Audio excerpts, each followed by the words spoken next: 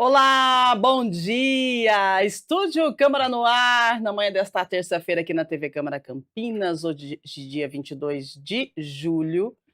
Vamos conversar sobre um assunto que mexe com a nossa vida. Hoje a gente fala de dinheiro, né? Mas a nossa proposta aqui é ir além do bolso. Nós vamos entender o que é gasto, o que é investimento e como nossas decisões emocionais impactam a saúde financeira do dia a dia. Quem nunca se perguntou: "Eu preciso mesmo comprar isso ou será que estou gastando ou investindo?". Com a gente aqui no estúdio, nós temos um psicoterapeuta, e também um consultor financeiro, e daqui a pouquinho a gente conversa sobre isso. Você sabe o que é gasto, você sabe o que é investimento, então vamos lá, manda pra gente aí a sua mensagem, a sua dúvida, né, compartilha conosco. O nosso WhatsApp está na sua tela, 1997-829-3776. Enquanto você manda a sua mensagem, a gente atualiza, né, algumas informações. Vamos aos destaques de hoje dos principais jornais, né? O Estadão. Moraes chama advogados de Bolsonaro para explicar descumprimento de medidas e alertas sobre prisão. O ministro do STF quer que o ex-presidente esclareça publicações em redes sociais em que aparece na Câmara mostrando o aparelho de monitoramento. Veja, Brasil toma atitude inédita em 23 anos para estreitar relações com a China. O Ministério da Fazenda estuda ferramentas para diminuir o impacto negativo do tarifaço de Donald Trump na economia local. Já o Correio Popular traz: obras do piscinão anti-enchente avançam em duas frentes de trabalho. Quem circula pela região do Paranapanema e Proença já consegue observar a evolução do processo. Atualmente na fase de escavação de poços de ataque e construção das paredes de travamento do reservatório. Previsão do tempo aqui na cidade de Campinas. Hoje teremos sol com algumas nuvens, máxima de 28, a mínima foi de 16 graus, né? Céu azul de brigadeiro, só que está muito seco, então é importante que você se hidrate bastante, combinado? Vamos lá então, gente, vamos falar sobre finanças pessoais. Qual é a real diferença entre gasto e investimento, você sabe? Parece simples, né? Mas essa clareza pode transformar sua qualidade de vida. Bom, para a gente conversar sobre isso, nós damos as boas-vindas ao psicoterapeuta, ele é especialista, né, em finanças. Felipe Abreu, seja muito bem-vindo, bom dia para você, obrigada pela sua participação. Bom dia, obrigado. Vamos lá, e com a gente também, completando o nosso time desse primeiro bloco, nós vamos falar com o John Kleber, ele vai falar para a gente sobre eh, educação financeira, né? Ele que é da W1 Consultoria Financeira, seja muito bem-vindo, obrigada pela sua participação. Eu que agradeço, bom dia. Vamos lá, gente. Vamos começando. Você aí de casa, você sabe a diferença entre gasto e investimento? Quanto você gasta por dia e quanto você investe por dia? Você já começa o seu dia gastando? Você já parou para analisar que às vezes nós começamos o nosso dia gastando? Aquele cafezinho, aquele pão de queijo inocente, né? E aí você começa o dia gastando, você não começa o dia recebendo, você não começa o dia investindo. Mas e agora? Como a gente faz para não começar o dia gastando, né? Qual que é a visão? Então vamos perguntar para o John, na sua visão prática de consultoria, o que que é gasto e o que é o tal do investimento? Explica para a gente, John. Perfeito. Gastos, são todos aqueles, valores que nós temos dentro do nosso orçamento doméstico, que são para a nossa sobrevivência, nossa manutenção do nossa qualidade de vida. Então, gastos com alimentação, saúde, bem-estar, gastos fixos, gastos variáveis, e os investimentos também são gastos, mas são gastos destinados para recebimento no futuro. Então, são valores que nós organizamos dentro do orçamento doméstico para fazer a troca de um bem, para fazer uma aquisição no futuro, ou até mesmo, por exemplo, para você viajar, ter uma qualidade de vida melhor no longo prazo. Muito bem. Então você é de casa, tá na dúvida o que que é gasto, o que que é investimento? Manda pra gente a sua mensagem, tá bom? Daqui a pouquinho a gente conversa com você.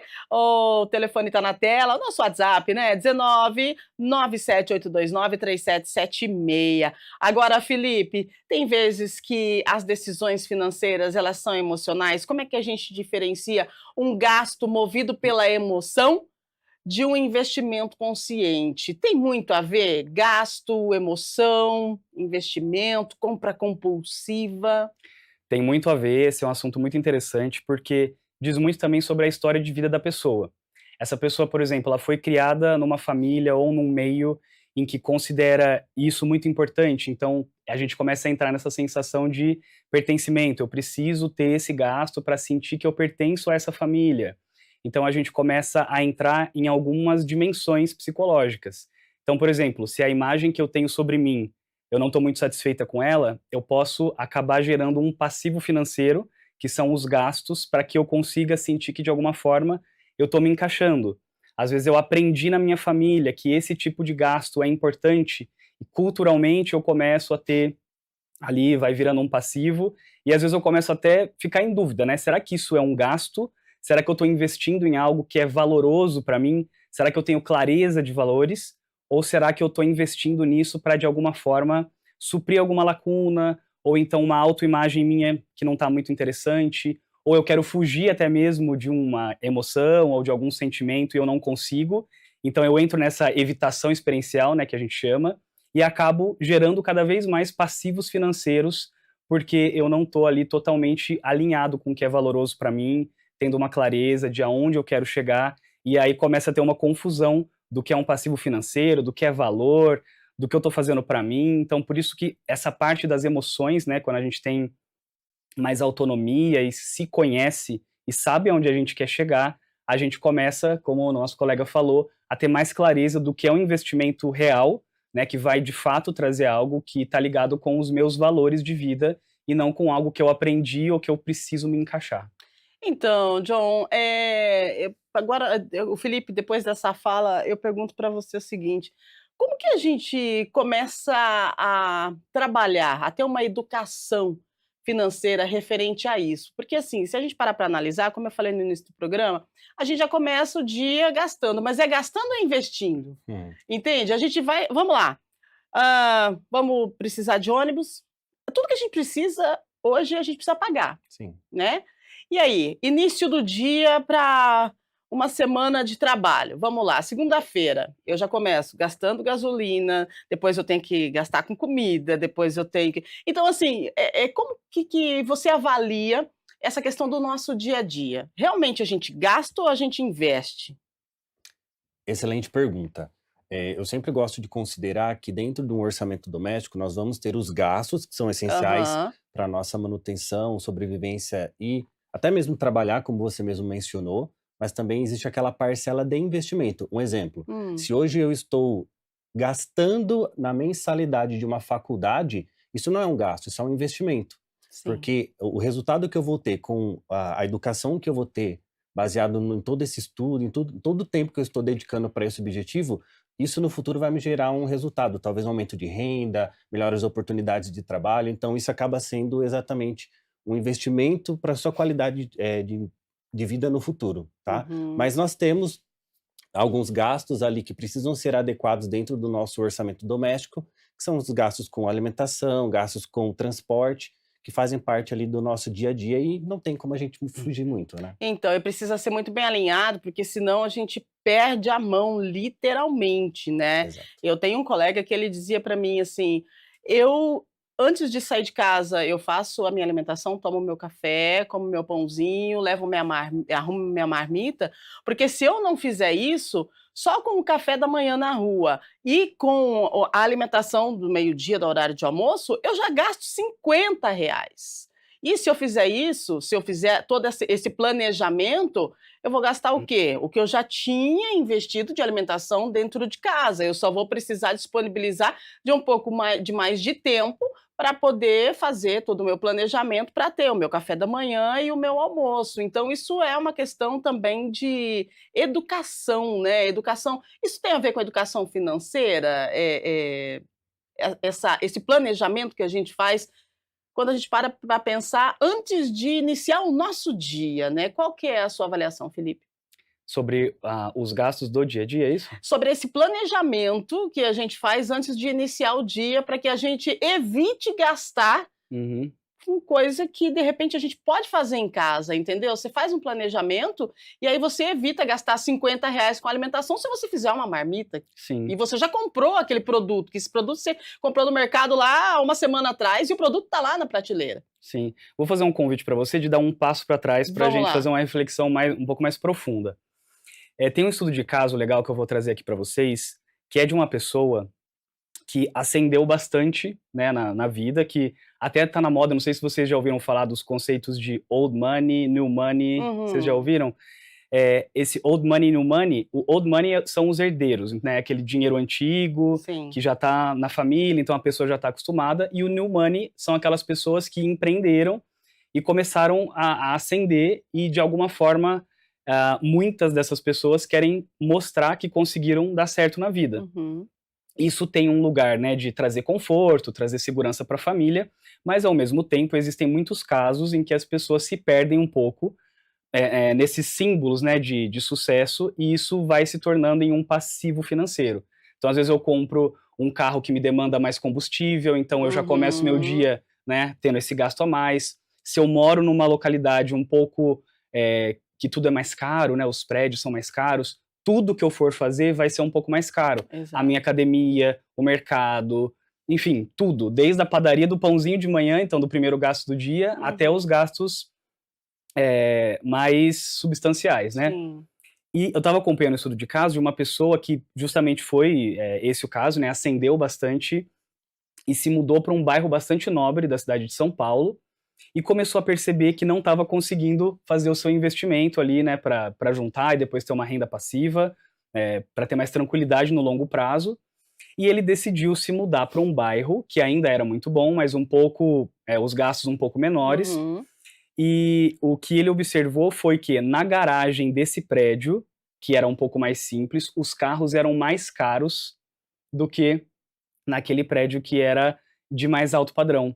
E aí a gente começou a ver como existe esses símbolos, né, que vão trazendo esses passivos. Então, o valor do carro era o mesmo valor do apartamento e o que essa pessoa tinha guardado para investir em segurança, enfim, num futuro, era praticamente um terço do que esses bens, né? E aí a gente começou a conversar e ver o que é mais valoroso para você nesse momento, né? O que esse Uhum. símbolo desse carro ou desse, enfim, dessa roupa diz sobre você. Aí começaram a vir filhos, começou a pensar, né? Nossa, agora os meus valores começaram a mudar, casou.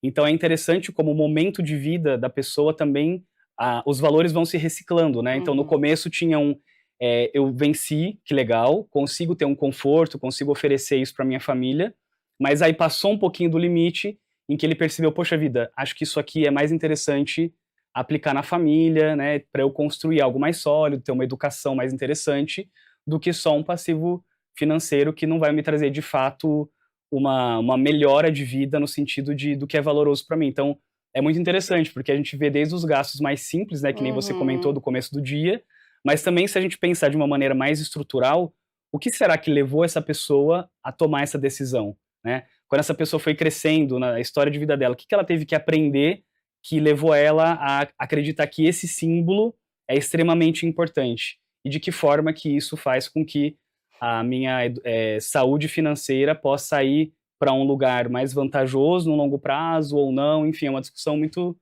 interessante, né? Tem várias camadas, daria para ficar aqui falando por bastante Hum. tempo. É uma discussão interessante e que faz parte do nosso dia a dia, né, João Kleber, porque a gente é natural, isso acontece. E se a gente não tiver aí um discernimento, a gente acaba indo para o fundo do poço quando a gente fala de saúde financeira. Com certeza. A clareza é o nome do jogo, principalmente quando nós estamos falando aqui de gastos pessoais, porque como você mencionou, né, se eu não tenho um planejamento da minha atividade durante a semana, vou citar o exemplo, como Uhum, você comentou, de planejamento das marmitas. Eu sempre fui aquela pessoa que, eu vou comer ali perto do escritório, uhum, almoço ali rapidinho, mas aí o almoço você gasta R$ 60, aí à tarde você vai na padaria, come um negocinho, gasta mais 30.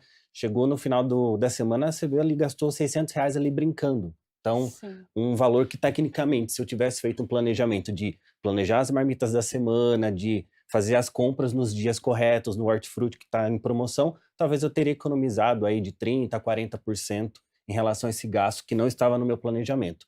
E aí são esses pequenos gastos que vão drenando a nossa vida financeira aos pouquinhos. São os pequenos gastos que vão Uhum. fazendo com que a gente vai perdendo a mão e no final do mês ali a gente falar, putz, perdi uma grana e não consegui fazer os investimentos que eu gostaria de fazer. Muito bem. Agora, segundo o SPC Brasil, 4 em cada 10 brasileiros fazem compras por impulso. Isso mostra que a educação financeira precisa ser também uma educação emocional, né? Agora, John, a gente fala de, igual você falou, né? A gente não faz um planejamento, são gastos do dia a dia, que no dia a dia a gente considera pequeno, mas quando a gente vai fazer a soma no final do mês, deu um boom, né, na nossa economia. Aí a gente vai para onde? Cartão de crédito. Vamos parcelar, né? E aí o parcelamento é sempre um vilão ou tem hora que é uma estratégia a gente parcelar? Qual que é a avaliação que você faz sobre parcelamento, cartões de crédito, né? Aquele crédito tão legal, tão convidativo, de repente você abre a conta lá, você vê, uau, eu tenho tudo isso de crédito, né? E aí, na parte mental, a gente vai falar com você, Felipe, porque dá uma viradinha de chave que você acha que você tem todo o dinheiro do mundo, mas o dinheiro não é seu. Então, por gentileza, a questão de parcelar. Parcelamento é vilão mesmo ou não? Eu sempre gosto de falar nas minhas reuniões que o cartão de crédito ele é só mais uma forma de você utilizar a sua gestão financeira. Porque existem diversas formas: Pix, débito, crédito. E o cartão de crédito ele deve ser um aliado se ele for usado de maneira consciente. Uhum. O parcelamento ele é uma forma de você ah, executar uma pequena atividade de algo que você poderia descapitalizar já no D mais zero. Então, ao invés de você pagar, por exemplo, uma TV que custa R$ 2.000 à vista, você pode descapitalizar uma pequena parcela de 150, R$ 200 e a diferença desse valor você usar estrategicamente para acelerar os investimentos. Contudo, muita gente se perde com o cartão de crédito justamente porque começa a entrar nesse ciclo de parcelamento Uhum. e no montante acaba tendo uma fatura que acaba aí assustando no final do mês. Então, o cartão, ele sim, pode e deve ser muito bem utilizado, até porque a utilização do cartão de crédito hoje pode trazer inúmeros benefícios, como o acúmulo de milhas, mas, por exemplo, o acúmulo de milhas ele representa somente 30% da estratégia de acúmulo em si. Uhum. Mas ele também pode ser um vilão, se você não souber usá-lo de maneira consciente e adequada. Muito bem. Agora, a questão da saúde mental, Felipe, ela explode quando você abre o aplicativo e vê um cartão de crédito disponível com um limite maravilhoso. O que acontece no nosso cérebro? Por que é bom ver aquele limite lá, hein? E por que a gente não resiste? É interessante isso que você trouxe, porque quando a gente fala de compra, existe uma dor da compra. E essa dor, ela vai ser muito diferente dependendo de como eu efetuei essa compra. Então, por exemplo, você já deve ter percebido que em cassinos, Uhum. o jeito que você faz o pagamento, ele está muito distanciado do que o dinheiro representa. Vou dar um exemplo. Então são plásticos, são fichinhas coloridas, redondas, de um tamanho que não lembra uma moeda, é um pouco maior. O cartãozinho ele tem uma cor bem colorida, então é bem amarelo, é um roxo. Então você não consegue associar aquilo com o dinheiro. Então você tem menos dor ao você efetuar essa compra. E lembra muito o que você estava falando do crédito. Porque se você paga no crédito, o dinheiro não vai sair da sua conta naquele momento. Então você não sente essa dor. E muitas vezes a gente se perde, né? Tem muita gente que considera o salário como o limite mais o que entrou na conta, porque tá ali o número aparece, às vezes aparece o que tenho mais o limite, valor Uhum. total.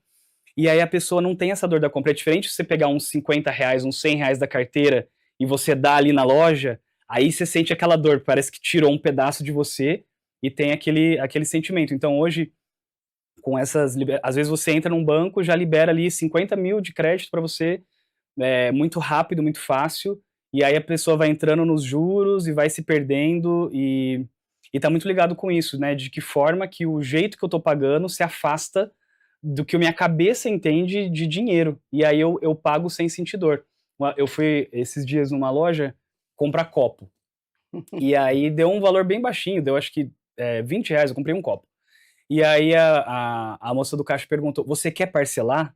Aí eu falei, R$ 20? Ela, R$ 20, dá pra parcelar até em 12 vezes, se você quiser. Nossa. Aí eu perguntei pra ela, né, porque como é um assunto do meu interesse, eu perguntei, tem gente que parcela? Ela, tem gente que parcela R$ 1, R$ 2 em 10 vezes, e principalmente são idosos, que eles vêm aqui, aí cai o dinheiro, vai parcelando tudo, e aí vai chegando no longo prazo, que a pessoa vai carregando ali uma mochila pesada nas costas, né, de vários meses, parcelando pequenas coisinhas, e que aquilo até ser diluído, né, até pagar todas as parcelas, leva um tempo. Então, é bem relacionado, é muito interessante isso do parcelamento. Quer pontuar, John Kleber, essa questão do parcelamento, né? Porque é uma facilidade que a gente tem na hora da compra e isso, até que ponto é interessante a gente parcelar? E até que ponto é interessante a gente comprar à vista? Porque analisa, se você tem lá um valor e você pode comprar à vista, por que você vai fazer esse parcelamento? Porque de repente, se você não consegue pagar as parcelas, isso vai virar uma bola de neve. Exatamente, eu acho que esse que é o principal ofensor do produto cartão de crédito, porque muita gente acaba acreditando que o parcelamento ele deve ser a melhor forma, e aí tudo que ele vai adquirindo, ele vai fazendo novas parcelas, Uhum. e essa parcela no montante acaba virando essa bola de neve. Então é importante ponderar, esse bem, essa aquisição que eu estou fazendo, é algo que eu realmente preciso? Então faz sentido eu continuar tendo essa parcela por um longo período de tempo, ou eu tenho um dinheiro que, se eu descapitalizar no hoje, não vai me fazer tanta diferença, então a gente pode fazer a aquisição no à vista e já resolver o assunto. Não, eu prefiro fazer o parcelamento, controlar os parcelamentos nesse cartão de crédito, por conta da descapitalização. E a diferença, eu fazer os investimentos, é uma maneira inteligente de utilizar o dinheiro através do cartão de crédito. Muito bem. Agora, Felipe, como é que o autoconhecimento pode ajudar uma pessoa a gastar menos e investir melhor? Sim, é interessante isso que você falou, porque, que nem eu falei da história de vida da pessoa, né? Uhum, Vamos dizer que essa pessoa, naquele contexto familiar, ela aprendeu que ela era a facilitadora. Então, por exemplo, ela não teve apoio dos pais, e aí ela entendeu que ela precisa ser aquela pessoa que vai ajudar, que vai atrás. Então ela virou ali uma resolvedora, uma facilitadora. Quando ela segue para a vida, ela tem um lado A, que a gente chama, né, que ela vai ter uhum. ganhos de ser essa pessoa que consegue ir atrás, que consegue as suas coisas, mas como sendo facilitadora, às vezes os gastos que ela vai ter, como o colega falou, né, será que ela precisa disso? A cabeça dela vai contar para ela que ela precisa sim ajudar aquela mãe ou ajudar aquela amiga, porque ela se identificou como a facilitadora. Então, se ela não tiver consciência de que existe esse jeitão, né, que a gente chama de padrão matricial da facilitadora, ela vai começar a agir muito sob domínio disso, dessas histórias que a cabeça dela conta. Então ela vai começar a ter mais gastos. E o contrário também é verdadeiro. Vamos dizer que a pessoa naquela história de vida foi muito cuidado, era o filho doente, então todo mundo ajudava ele, então ele virou um dependente financeiro. Uhum. Então, ele não desenvolveu em si, por exemplo, essa capacidade, de conseguir ir atrás das coisas, ele desenvolveu, às vezes, até uma aversão a gasto, e aí a gente é o contrário, às vezes, essa pessoa precisa aprender a gastar, porque ele vai economizar tanto, porque ele está preso num passado, conceitualizado de medo, de doença, de que alguma coisa pode dar errado, então eu preciso guardar o máximo possível. E essa pessoa, quando ela começar a perceber, né, que existe ali o dependente financeiro, quando ela for fazer um gasto, ou ele for fazer um gasto, a cabeça vai contar, isso é um perigo, o que você está Uhum. fazendo não deve acontecer, e se a pessoa não tem o autoconhecimento, né, ela vai agir sob domínio dessas histórias que a cabeça dela conta para ela. Então ela tem que seguir adiante, ter muita clareza, né, fazer um bom planejamento, ter muita clareza, né, do que é valoroso, do que ela precisa naquele momento de vida, e seguir mesmo assim. Porque às vezes a gente tem a impressão de que a gente só pode fazer um ato, né, relacionado a dinheiro ou qualquer outra decisão, se a gente está calmo, se a gente está sem culpa, se a gente está sem medo. E esses sentimentos, eles contam uma história. Então, esse Uhum. medo do gasto que eu estou sentindo agora, da onde ele veio? Onde que essa criança aprendeu que gastar é perigoso? Qual que foi o momento de vida que isso aconteceu? Então, essa investigação em autoconhecimento, se não ocorre, muitas vezes, mesmo com um planejamento perfeito, né, com tudo certinho, alinhado com uma planilha, a pessoa trava porque ela entra às vezes num estado ou de medo de gastar ou num gasto desenfreado e ela vai ali gastando o dinheiro porque, eu sou facilitadora mesmo, então esse é meu papel, eu me reconheço assim, se eu deixar de ser isso, eu perco meu lugar no mundo e perco meu valor. Então tem muito disso também, eu posso perder meu valor se eu não gastar ou se eu gastar. Por isso que é muito individual e dependendo da história de cada um e o que eu fiz com o que fizeram comigo. Nossa. Essa é uma reflexão muito interessante, porque às vezes até na mesma família, com os mesmos pais, um irmão pensa assim: bom, meu pai e minha mãe não tiveram capacidade de me oferecer isso, eu posso fazer, não tem problema. E às vezes o outro irmão vai falar: poxa vida, eu não recebi, então eu não devo receber, eu devo ficar aqui mesmo. Então, o que você aí está fazendo com que a sua história de vida fez com você? E como será que isso se reflete nas suas decisões financeiras hoje? Nossa, gente, que aula que vocês estão dando para a gente aqui hoje, hein? Falando em aula, depois, daqui a pouquinho a gente vai para um break, porque nós vamos convidar um professor de economia que vai falar para a gente de educação financeira e que tem tudo a ver com o nosso bate-papo de hoje, né? E daí a gente também começa a atender, responder você de casa. Pode mandar, vai mandando aí a sua mensagem para a gente. Você investe, você gasta, você consegue definir na sua vida o que que é gasto, o que que é investimento? Manda no nosso WhatsApp, porque daqui a pouquinho a gente responde você. Nós estamos aqui falando da questão de investimento e da questão do gasto, né? Agora, gastos essenciais, gastos supérfluos. Como que a gente identifica? E agora eu pergunto para o John, que tipo de decisão do cotidiano pode parecer simples, mas que faz toda a diferença nas finanças, né. A gente já falou aqui de repente, fazer um planejamento, de trocar o cafezinho na padaria, né, por um café mais simples em casa, com um café lá coado e um pãozinho. Nós falamos aqui da troca, de repente, do almoço no restaurante para a marmita diária, mas isso exige, claro, um planejamento, né. Mas que mais que a gente pode adaptar no nosso dia a dia para que a gente possa realmente ver uma diferença nas nossas finanças pessoais?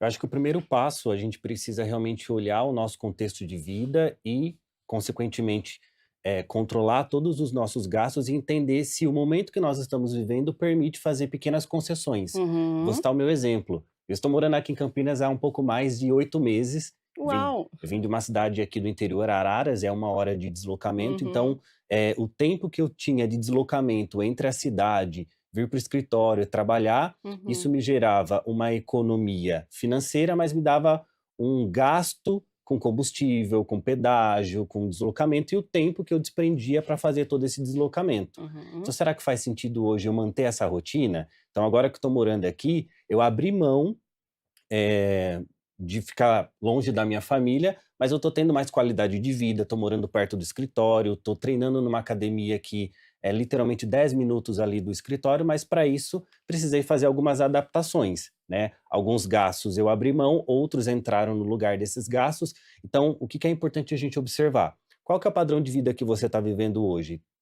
A gente vai fazer um estudo, olhar o orçamento, entender. O orçamento ele está no perfil poupador, devedor, tá ali no zero a zero. Se você está com um orçamento mais apertado, quais são os gastos que você acredita que são gastos essenciais? Então, Uhum. gastos com moradia, alimentação, bem-estar, saúde, e gastos que não são essenciais e que a gente pode fazer pequenos ajustes ou até mesmo o cancelamento.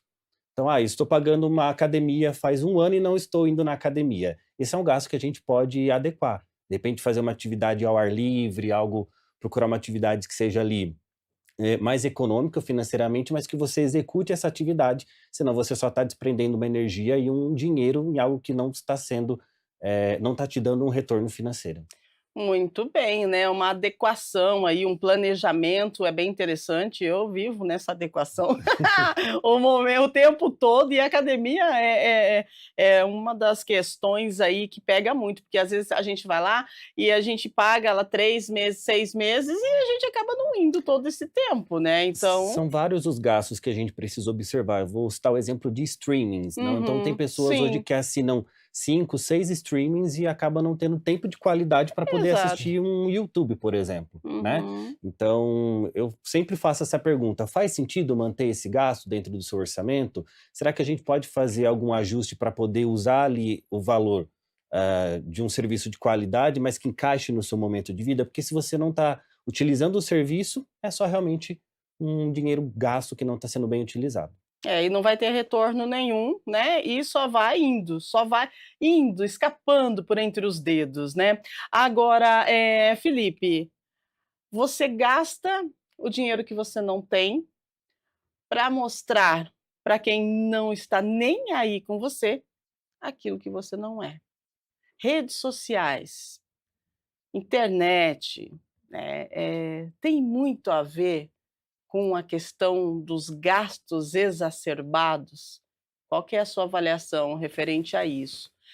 Você acredita que com essa vamos se amostrar na rede social, a gente de repente acaba gastando um dinheiro que a gente não precisava só para aparecer para quem está vendo e dando like aquilo que a gente não é? Com certeza, com certeza. Ao longo do dia, a gente faz dezenas de milhares de decisões. Parece Uhum, curioso, mas é isso, são milhares e milhares de decisões. Se a nossa cabeça tivesse que pensar em cada uma dessas decisões, eu, por exemplo, não conseguiria estar aqui. Porque eu uhum. primeiro tenho que pensar, eu vou acordar, eu vou pôr o pé esquerdo ou direito primeiro? Eu vou escovar o dente ou eu vou no banheiro? Eu vou tomar água, eu tomo café agora, eu tomo banho antes. Isso tudo é pensado de uma maneira muito rápida. E aí cria o que a gente chama de heurísticas, que são atalhos que o nosso cérebro vai desenvolvendo para que a gente consiga tomar essas milhares de decisões por dia. E às vezes essas decisões, elas geram erros cognitivos, que é o que a gente chama de vieses, né? Então, por exemplo, eh, quando você falou de redes sociais, quando eu estou ali dentro de uma rede social, eu tenho uma grande disponibilidade de informação. Então eu começo a ter acesso a essas informações.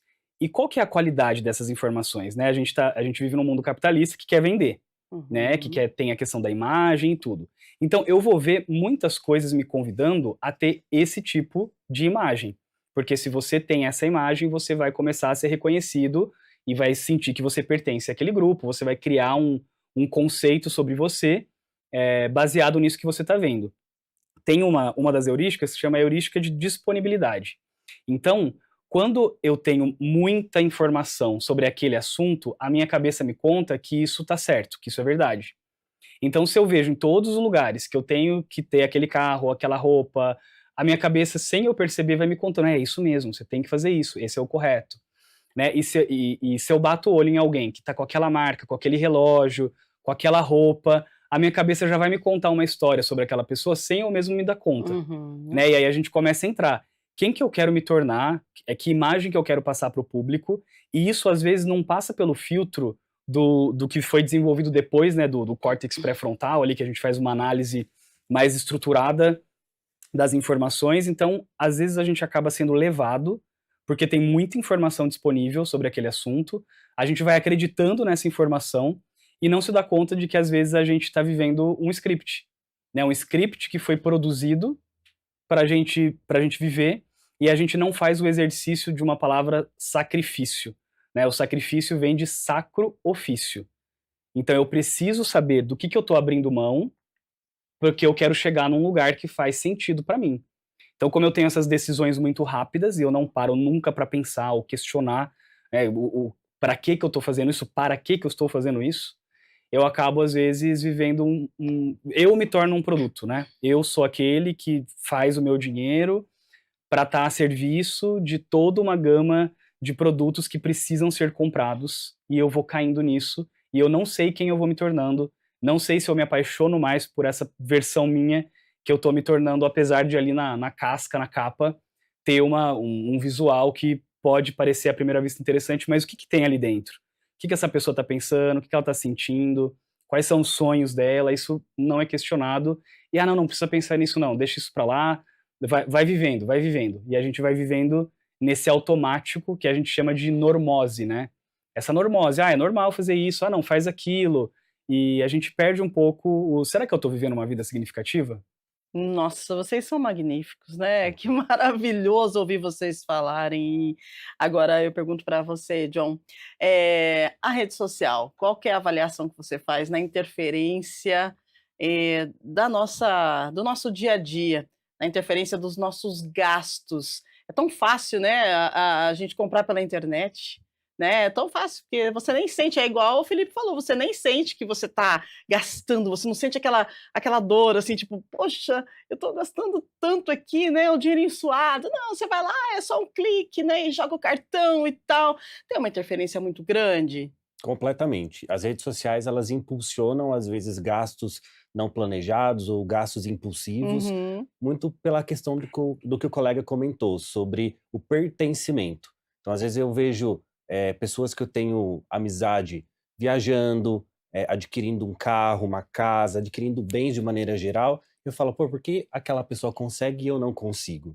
Então, às vezes, a pessoa, naquele sentimento de pertencimento, acaba entrando em um financiamento, pagando 2, 3 carros ou imóveis, por uma questão de não ter feito o planejamento da maneira correta, ou Uhum. parcelando aquela viagem 12, 24 vezes, por exemplo, e a viagem ter concluído e continuar com aquele parcelamento no cartão de crédito.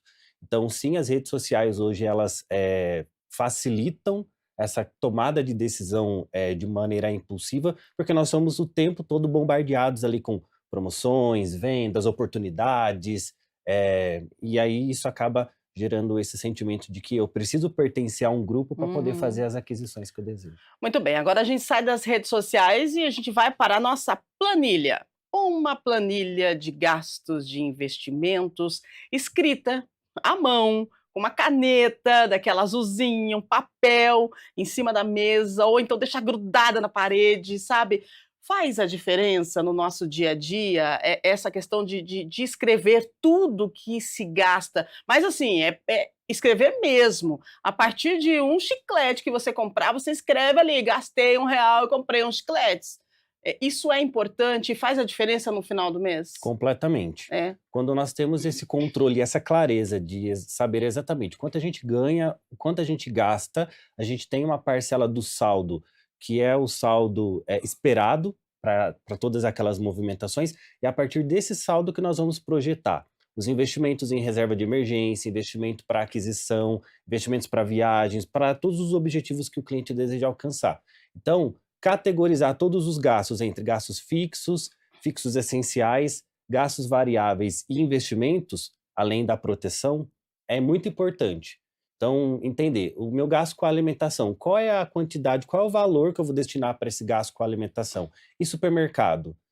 Gastos com filhos, gastos com mensalidade de escola. Então, planilhar tudo isso, deixar isso bem anotado e acompanhar os gastos. É Uhum. importante a gente ter um controle financeiro para não só saber o quanto deve gastar, mas entender se realmente esse gasto está sendo mantido ou se foi extrapolado, para a gente entender para onde o nosso dinheiro está sendo direcionado. E aí fazer esses ajustes justamente para que a gente consiga planejar melhores investimentos, melhores decisões financeiras através dessa qualificação. Muito bem. Agora, e quando a conta não fecha? O que que a gente faz? Aí vocês precisam procurar um consultor financeiro que vai fazer toda uma análise financeira, entender aonde que estão os gargalos, para onde esse dinheiro está sendo direcionado, e os profissionais do mercado financeiro vão conseguir te dar essa clareza e criar um plano de ação para que você reduza os gastos ou cancele gastos que não estão adequados com o seu perfil, e aí a gente vai traçando um objetivo A, que é sair de um cenário, um perfil, por exemplo, devedor ou um perfil 0 a 0 para um perfil investidor completo. Qual o tempo, mais ou menos, John, que isso leva? Sair de um perfil devedor para um perfil que eu possa respirar. Que não seja de investidor, mas que seja de sobrevivente. Olha, tudo depende, tá? Depende, da execução. Se você está disposto a realmente encarar aquela dor de, não, eu estou realmente nesse perfil devedor ou no perfil 0 a 0 e preciso fazer algumas concessões para poder chegar no resultado que eu espero, que é o perfil investidor. Uhum. Não é feito do dia para a noite, a gente precisa criar hábitos, criar novos conceitos dentro do nosso processo mental, e para isso, aos poucos, ir adaptando. Eu sempre gosto de falar que é igual fazer dieta. A gente não Hum. corta carboidrato do dia para a noite, mas a gente vai fazendo pequenos ajustes e esses ajustes vão virando hábitos que com o tempo vai fazendo com que você saia desse perfil devedor ou 0 a 0 para um perfil investidor.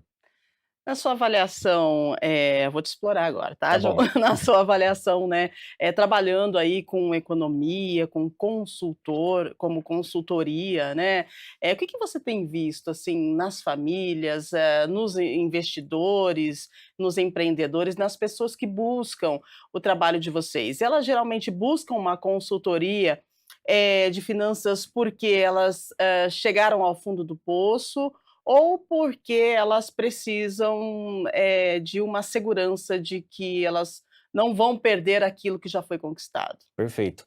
Isso é muito importante ressaltar, pessoal, porque o trabalho de um consultor financeiro não é somente para um perfil A ou para um perfil B. Então, muita gente acredita que o consultor financeiro deve ser procurado somente se eu estou no cenário devedor, ou, por exemplo, não, eu sou muito rico e tenho muito capital, muito patrimônio e eu preciso trabalhar isso de maneira. A consultoria ela é personalizada.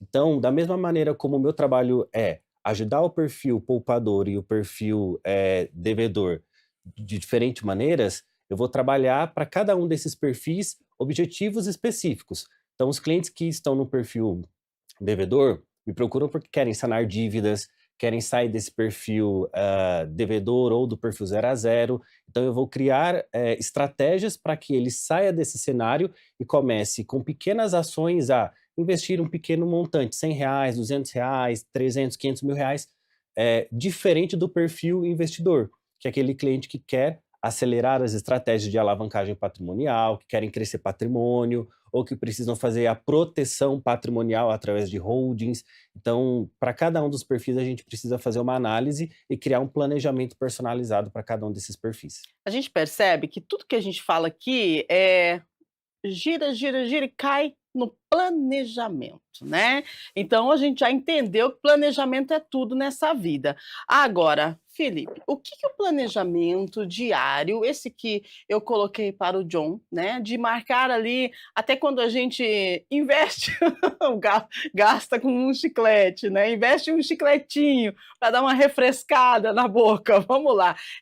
Isso tem a ver e acaba para se tornar um hábito, a gente precisa de uma viradinha de chave. Então, como que a gente faz para poder iniciar, esse exercício de anotações diárias, né, referente aos nossos gastos, aos nossos investimentos? Legal. Eu vou começar respondendo sua pergunta, trazendo um questionamento sobre a planilha mesmo e sobre como eu vejo anotar esses gastos. Eu já vi gente, em terapia, quando fala a palavra planilha, a pessoa fica desesperada. Uhum. Então, às vezes, a gente faz um trabalho de dessensibilização dessa palavra. Então, por exemplo, às vezes a gente começa falando: fecha seu olho e imagina uma planilha aberta na sua frente. Tem gente que começa a suar, Você está brincando? tem gente que fica nervoso, que a mão fica gelada, e aí eu falo: sustenta, que pensamento que aparece quando você pensa em planilha, que sentimento que aparece, o que seu corpo está contando, e aí vai, vai, vai. Aí depois a pessoa consegue olhar a planilha por alguns segundos e fechar. E assim vai até ela conseguir começar a anotar os gastos. E aí, se vai ser planilha, tem gente que abre o chat GPT e fala: gastei tanto, faz para mim, vai anotando, né, abre num chat, assim, aí no final pede para fazer um relatório, aí cada um é o jeito que funciona. E tem também os casos onde a pessoa não quer anotar por algum motivo especial. Tem um livro que chama Mente Acima do Dinheiro, de Clontz e Clontz, que ele fala sobre algumas disfunções financeiras e o que isso diz sobre a história da pessoa. Uma dessas disfunções chama infidelidade financeira. Então, se, por exemplo, a gente está fazendo um trabalho, né, ali de descoberta e tudo de casal. Às vezes, um dos cônjuges não quer contar para o outro que tem um dinheiro, ou que comprou tal coisa, ou que manda dinheiro para ex-esposa porque tem um filho e se contar para a atual ela vai ficar brava. E aí a gente começa a entrar num lugar muito interessante, né? Família central, a família de hoje, a família que já foi. O que será que leva a eu entrar nesse lugar de infidelidade financeira? Aí a gente conta sobre a união, né? O nós desse casal parece que não está muito bem estabelecido e que se ele não tiver, o planejamento financeiro dele, como está tendo algumas lacunas aí, não vai conseguir ser totalmente feito. Então eu posso ter aversão a dinheiro e não conseguir fazer meu planejamento, né? Que nem eu falei no caso da planilha. Eu posso ter, ao contrário, né? Não ter muito medo de gastos e, eu vou gastando e esqueço de pôr na planilha. Então tem muita coisa que acontece enquanto a planilha está acontecendo, de ou eu não querer anotar, ou eu esquecer de anotar, ou eu ter muita aversão a isso, porque eu tenho um futuro temido muito forte, eu tenho uma aversão, desculpa, eu tenho um apego demasiado à segurança, então quando eu vejo aquele gasto, eu sinto muito medo, então eu não anoto. Então tem todo um universo ali que passa pela nossa cognição, que passa pelos nossos afetos, a nossa autoimagem, se eu estou mais preso no presente ou no passado, será que eu tenho clareza de valores? Tem muita coisa que acontece que pode interferir muito num planejamento muito bem feito. Então, tá aí. Nossa, gente, que coisa, né? E tem gente até que não anota porque não quer nem saber, né? Tipo assim, eu não quero ver, não quero ver, não quero nem saber, deixa no final do mês eu dou um jeito, e vai empurrando, e vai empurrando, e quando vê, entra em desespero, porque a gente sabe, né? O pessoal, nós trabalhamos e a gente precisa de uma qualidade de vida. Mas para que tenhamos uma qualidade de vida, nós precisamos de planejamento. E planejamento exige, sim, cortes, né? Porque se você for comprar tudo que você quer, investir em tudo que você quer, vai chegar uma hora que vai acontecer problema. Você vai precisar de um consultor financeiro, né? E também vai precisar de terapia. É isso mesmo, porque a gente percebeu aqui que isso, a questão do gasto, a questão do investimento, a questão da educação financeira, ela influencia e muito na nossa saúde mental. E é por isso que nós estamos aqui com 2 profissionais, né, que estão nos ensinando e falando sobre essa diferença e de gasto e investimento e quais os caminhos que a gente deve seguir, alguns pontos que a gente deve se atentar para que a gente possa ter aí uma educação financeira. E falando em educação financeira, nós vamos para um break agora, porque a nossa produção vai entrar em contato, eu acho que já está com ele, daqui a pouquinho a gente volta. Nós vamos receber o professor Borô, e ele é economista, e junto com esses 2 profissionais excelentes, ele vai conversar com a gente sobre educação financeira, a importância da educação financeira nas escolas e a importância também de a gente ensinar os nossos pequenos, né, a começar a poupar desde cedo, né? Tem a mesada? Tem. E daí? Você vai gastar toda a sua mesada ou você vai investir a sua mesada em algo que você quer? Você quer comprar um brinquedo, mas você tem a sua mesada. Então, vamos lá, vamos fazer um planejamento, vamos fazer um investimento, vamos guardar o dinheirinho para que você possa comprar o brinquedo que você quer. Isso é certo? Isso é errado? Né? O que isso pode trazer para a criança e qual o reflexo quando adulto? Isso nós vamos conversar no próximo bloco, então, para completar o nosso time com o professor Borô e com os nossos entrevistados que já estão aqui com a gente. E detalhe que nós vamos também responder a sua pergunta, a produção está me avisando aqui que nós temos várias perguntas, então tomara que a sua seja selecionada e a gente volta então respondendo você e com mais um entrevistado. É daqui a pouquinho, em instantes, nosso Estúdio Câmara hoje falando sobre gasto e investimento. Fica com a gente, voltamos já.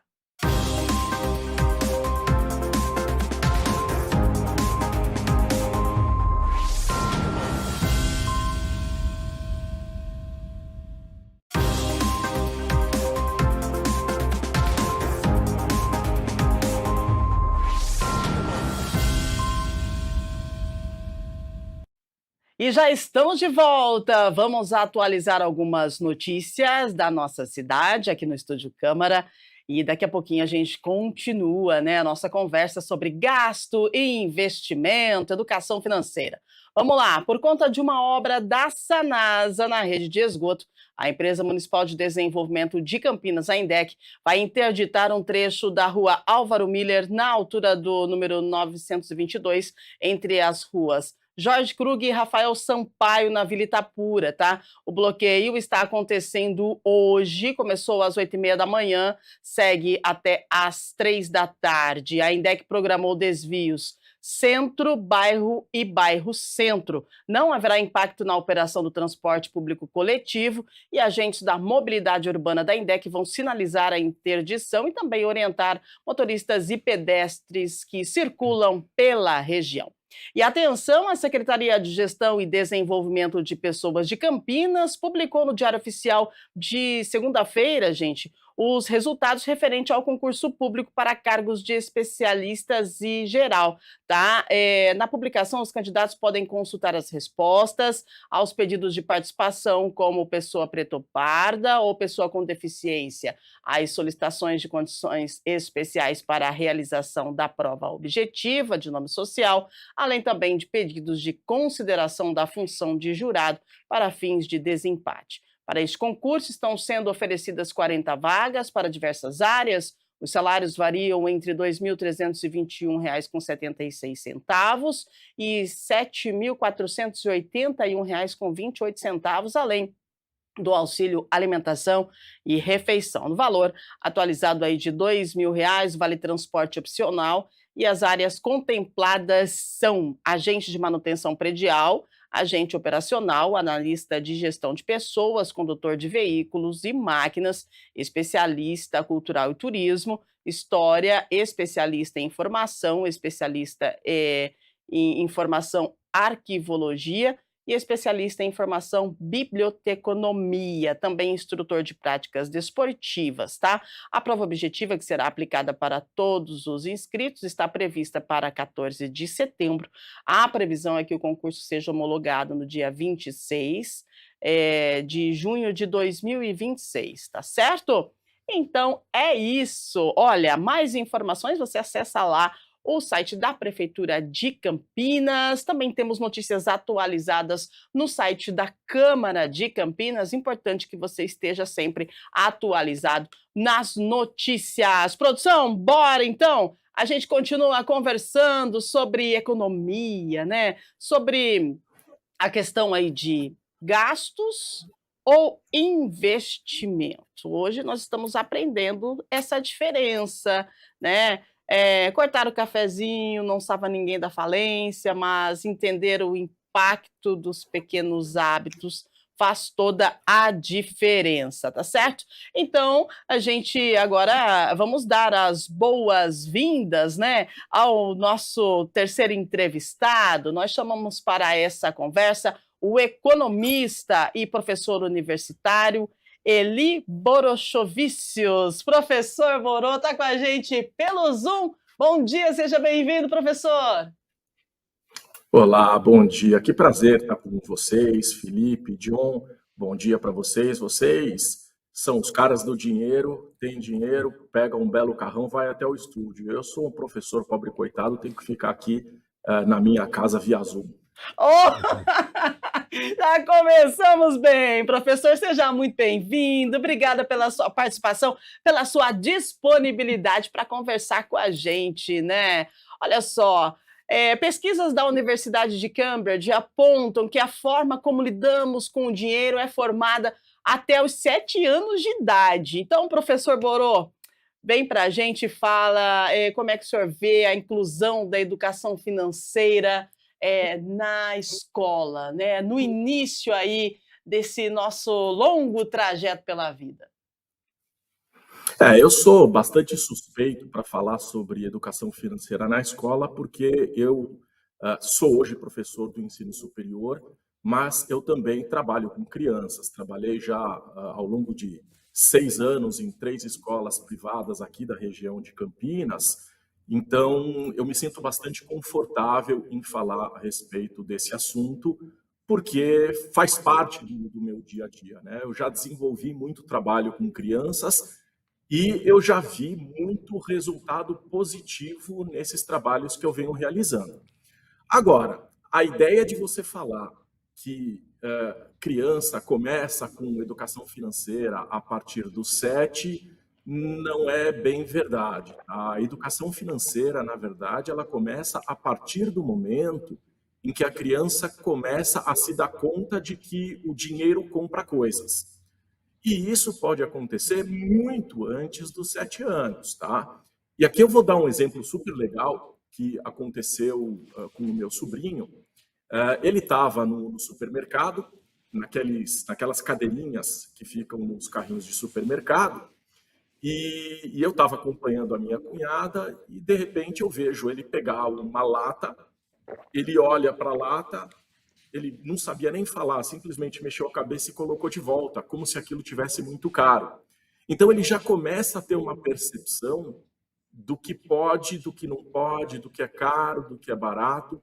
Então, a partir desse momento, já é possível começar a trabalhar a educação financeira.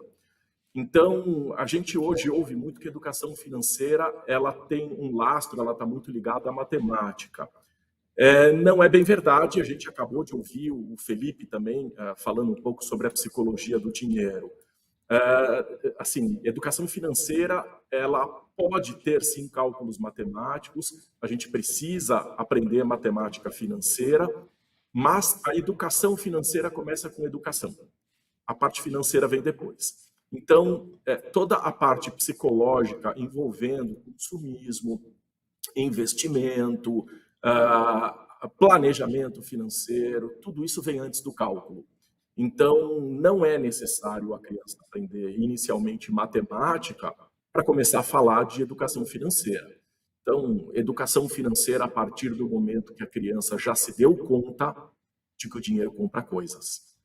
Muito bem, professor. Olha só, né? Mais um para completar o nosso timaço aqui de educação financeira, falando de economia, como que a economia mexe com o nosso psicológico. E agora eu gostaria que você, John, completasse ou então pontuasse a fala do professor Borô referente a essa questão da educação financeira, de iniciar lá na base, né? Eu citei aqui essa pesquisa da Universidade de Cambridge que disse que até os 7 anos de idade, né? Então, assim, qual que é a importância da criança ela estar entendendo que o dinheiro ele faz parte da nossa vida, mas que ele precisa ser utilizado com cautela. Se a gente quer algo, a gente precisa economizar para que esse algo possa vir para as nossas mãos. Exatamente. A educação financeira hoje ela é muito importante e começar de casa. Então, ensinando pequenos hábitos saudáveis para as nossas crianças, para que eles se tornem adultos responsáveis e que saibam utilizar o dinheiro de maneira consciente. O dinheiro, ele não é um fim, ele é o meio para que você realize os seus objetivos financeiros ao longo de determinado período, de tempo de vida, né? Então, começar desde cedo a ensinar as nossas crianças o poder de consciência financeira, o hábito de poupar, de entender que aquela mesada que ela recebe é um benefício, mas que ela vai ter que tomar decisões com aquela mesada, com aquele benefício que ela vem recebendo, é muito importante para que essa criança se torne um adulto consciente que saiba utilizar o dinheiro de maneira estratégica. Muito bem. Agora, para o lado psicológico, Felipe, esse ensinamento, né, desde cedo, para as crianças, a partir do momento que ela entende que dinheiro compra coisa, né? Qual que é a importância disso e o que isso vai fazer na parte psicológica, né, no cérebro dessa criança, e como isso vai refletir no adulto que ela deve se tornar? Interessante, vou fazer até uma provocação aqui para o professor Borô, que ele falou que a partir do momento que a pessoa consegue ter a noção de que o dinheiro compra as coisas, começa a ter ali uma criação do meu eu financeiro, né? Uhum. Quem sou eu com o dinheiro? Será que antes disso, quando, por exemplo, antes dela saber o que é dinheiro ou entender o quanto que ela consegue, por exemplo, esperar por alguma coisa. Se eu sou um pai que eu dou tudo para os meus filhos, tudo, pediu, toma, pediu, toma, pediu, toma. Será que essa pessoa não vai entender que eu posso ter tudo a qualquer momento e essa pessoa não pode se tornar alguém que, por exemplo, não tem dinheiro na conta, empréstimo, eu quero agora, eu estou acostumado a ter tudo agora. Antes mesmo de eu entender o que é o dinheiro, o meu jeitão de querer as coisas é imediatista.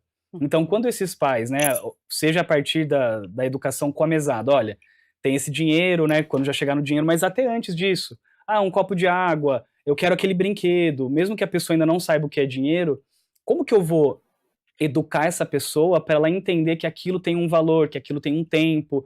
Eu vou esperar o Natal, eu vou esperar meu aniversário, esse é um dia especial, então vai ter o presente.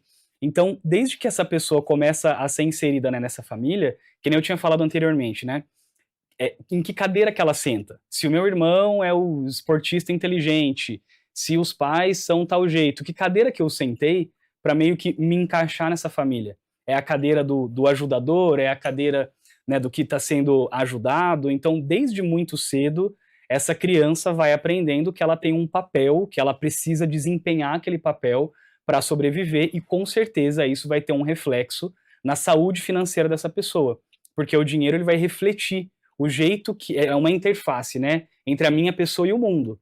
Então, para eu adquirir as coisas, eu preciso do dinheiro, mas antes disso, essa interface entre a minha pessoa e o mundo já existe. Então, anteriormente a isso, essa provocação, né, de o meu jeitão dessa família já vai dizer muito do meu futuro financeiro, né? Muito bem. Concorda, professor Borô?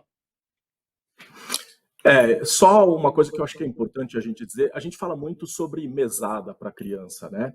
Mas a mesada, talvez assim, pelo nome que a gente dê, ok, não tem problema.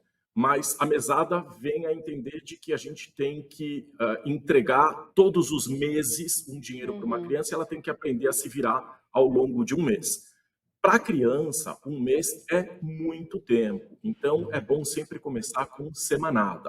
Então, vai entregando por semana o dinheiro e vai ajudando a criança a ela se organizar com esse dinheiro. A criança ela não vai fazer isso sozinha, ela precisa de apoio, ela precisa de ajuda. Então, quando a gente fala que educação começa em casa, não é simplesmente jogar na mão da criança e esperar ela resolver sozinha.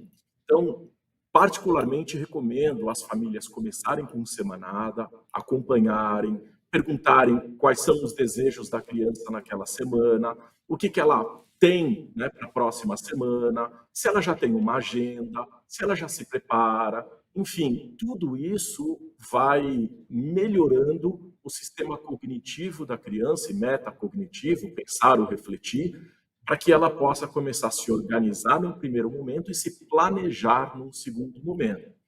Então, sim, começa desde cedo, mas, assim, existe uma preocupação muito grande que a gente tem com essa ideia da criança ter tudo aquilo que ela deseja no momento em que ela quer. Existe um teste, todo mundo conhece, que é o teste do marshmallow, em que você coloca para a criança um marshmallow e diz para ela, olha, eu vou deixar ele aqui, vou sair um pouquinho e quando eu voltar, eu te trago mais um. E aí a criança fica olhando para aquele marshmallow e fica pensando, como esse marshmallow, ou eu espero um pouco mais e aí eu vou receber o meu prêmio, eu vou ter 2. E aí, quer dizer, tem criança que aprende a esperar para ser recompensada por por segurar esse ímpeto, né, de fazer o seu desejo imediato. E tem criança que não, que ela não quer nem saber. Para ela, 2 é demais, 1 já é o suficiente, ela come e acabou.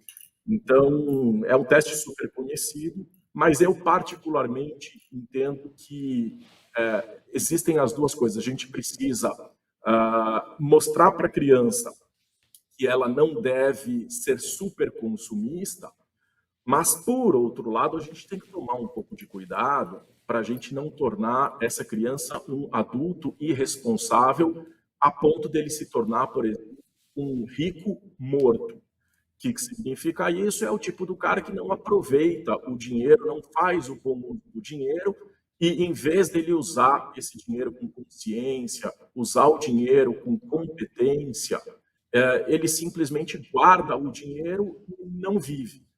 É aquela velha história do não toma o cafezinho, guarda o dinheiro, mas será realmente que o cafezinho é o que vai fazer a diferença? Será que eu não devo usar também o meu dinheiro para conforto, eu não devo usar o meu dinheiro para as coisas que eu gosto. Daí a necessidade do planejamento. A gente precisa usar o dinheiro com sabedoria para honrar os compromissos financeiros, pagar as nossas contas, principalmente as da sobrevivência, mas a gente também precisa ter uma reserva financeira para os imprevistos, para a educação, para a doação, para a diversão. Então, tudo é uma questão de equilíbrio. E isso leva tempo para aprender. Uau! Gente, que aula que nós estamos tendo por aqui. Agora, professor, eh, o John falou a diferença, né, na visão dele entre investimento e gasto. E aqui o tema do programa de hoje nós estamos perguntando para as pessoas se elas sabem qual a diferença entre gasto e investimento. Eu gostaria que o senhor, como professor, como economista, explicasse para a gente o que é o gasto, o que é o investimento e como que a gente equilibra essas duas situações. Legal. Bom, são duas definições que a gente tem. A primeira delas é em relação ao retorno. Gasto, você não espera um retorno. O investimento, você espera. Quando você faz um investimento, você coloca um recurso esperando que você obtenha um retorno desse recurso. Agora, isso é uma questão de expectativa. Ele pode vir, ele pode não vir, tá? Ou ele pode vir negativo. Nada impede de eu fazer um investimento que ele me traz um retorno negativo e aí eu tenho um prejuízo, eu perdi dinheiro. É a questão do risco que está atrelado ao negócio. A segunda definição diz respeito ao uso. O gasto, ele está atrelado ao uso. Então, eu vou fazer aqui uma brincadeira que normalmente eu faço com os meus alunos. Quando o namorado vai com a namorada ao shopping center e aí param naquela loja de sapatos. E aí, normalmente, o cara fica do lado de fora, a moça entra, e aí você vê o vendedor sobe escada, desce escada, sobe escada, desce escada, e de repente ela chama o namorado e fala, pronto, eu selecionei aqui esses 6 sapatos, qual deles você acha que fica melhor? Bom, o cara que não é bobo nem nada, ele vai dizer, meu amor, todos ficam bons em você, né? E aí a deixa para o vendedor e diz, olha, se você levar todos eles, eu consigo facilitar e eu te deixo pagar em 10 prestações. Ok. E aí, chega no caixa, ela diz, olha, eu só consigo comprar metade. Ele, não, meu amor, a outra metade eu pago para você. E aí ele passa lá no cartão de crédito. E aí fica a pergunta, houve gasto? E aí a gente entra no conceito de gasto. Não, não houve gasto. Até agora, o que houve foi um dispêndio. E esse é um dispêndio corrente, não é um dispêndio de capital. O dispêndio de capital é longo prazo, o dispêndio corrente é de curto prazo, mas não houve um gasto. Só vai haver o gasto no momento que ela colocar o sapato e der o primeiro passo, porque o gasto está atrelado ao uso. Agora, supondo que ele tenha comprado esse sapato, esse tênis, com o objetivo de obtenção de renda futura, ele não gastou, ele simplesmente fez um investimento. E talvez lá na frente esse tênis, esse sapato tenha um valor maior e aí ele vai aferir o resultado positivo, fez um bom investimento, mas pode ser que ninguém tenha interesse nele e aí ele perca dinheiro, fez um mau investimento. Então, existe aí uma diferença enorme entre investimento e gasto, um deles relacionado ao teu objetivo, se teu objetivo é obter remuneração em cima disso. E a segunda questão é que o gasto está atrelado ao uso, o investimento não. Muito bem, agora 9h19. Você quer completar, John, por favor, essa questão aí que o professor colocou, né? Atrelado ao uso. Isso é importante a gente falar, né? O gasto. Ele bem pontuou a questão do sapato, né? Nós estávamos com economistas aqui no programa semana passada. E aí eu até pontuei essa questão aí do calçado, né? Calçado, um sapato, é um gasto ou é investimento? A gente colocou sapato porque, principalmente para as mulheres, né? A mulher gosta muito de sapato. E aí os calçados acabam sendo comprados e deixados lá na sapateira e acaba tipo assim, usa uma vez a cada 6 meses um sapato. Então, É um gasto, é um investimento, ou o gasto é atrelado ao uso. Então, eu gostaria que você pontuasse toda a fala, né, do professor Borô, para ressaltar para os nossos telespectadores a importância de gastar com consciência também. Sim. Então, como eu já mencionei hoje de manhã, né, os investimentos são os gastos que nós fazemos no hoje, pensando no retorno desse objetivo ou desse Uhum, investimento no longo prazo. Então, algumas decisões que nós fazemos no aqui e no agora vão refletir nos resultados que nós vamos ter no longo prazo. Então, por exemplo, se eu quero adquirir um imóvel, mas eu não tenho a condição, por exemplo, de entrar em um financiamento. Existem outras estratégias que nós conseguimos fazer essa aquisição no longo prazo. Então, esse investimento que eu estou fazendo no aqui e no hoje, ele é um gasto ou ele é um investimento no resultado que eu quero ter no longo prazo? uhum. Então, para isso, a partir do momento que eu decido reservar uma parcela do meu orçamento para que eu alcance esse objetivo no longo prazo, é importante ter essa consciência de que, como o professor mencionou, com a utilização, a partir do momento que eu começo a utilizar essa estratégia, esse objetivo, ele, de fato, ele se tornou um investimento ou ele é um gasto que eu estou fazendo no aqui e agora para executar no longo prazo? Muito bem. Agora, Felipe, como é que a gente lida com a frustração? Né, a frustração referente à questão da planilha, a frustração quando a gente vai fazer uma planilha e a gente vê que a conta não fecha, como é que a gente vai lidar com isso? E o que que essa frustração pode causar quando a gente fala de saúde mental? Uhum. De novo, eu acho que, trazendo de volta, né, que o professor Borô disse sobre educação financeira para crianças, ou então, de educação financeira, né, e planejamento, se eu sou um pai que eu vou passar a educação, já volto no, Sim. se eu vou passar essa informação, será que algum momento eu obtive, né, essa informação? Porque a Uhum. educação financeira é algo, que hoje em dia a gente está mais trazendo, né, à luz, e esse pai, que tipo de educação financeira será que ele vai dar para esse filho? Por exemplo, quando tá ali, que nem a gente estava falando da mesada, né? Quando o meu filho supostamente fala, quero comprar isso, ao invés de falar sim ou não, vamos esperar, não vamos esperar, eu também consigo já começar a fazer uma investigação do que é valoroso para essa pessoa. Então, se eu quero comprar um brinquedo, eu pergunto, mas por que você quer comprar esse brinquedo? Ah, porque quando eu levo um brinquedo na escola, eu consigo brincar com meu coleguinha. Então, se eu tiver essa paciência, né, de fazer uma investigação do que tem por trás desse gasto, o que é valoroso para essa criança. Ah, não, eu quero economizar porque eu quero comprar um videogame. Mas por que você quer comprar um videogame?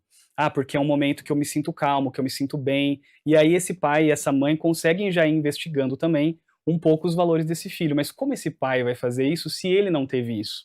Né? Então existe esse movimento dos pais buscarem um autoconhecimento, tanto da parte psicológica, de comportamento, quanto também da parte técnica, né, econômica, enfim, de organização. Voltando à frustração, também é algo que vem desde o começo.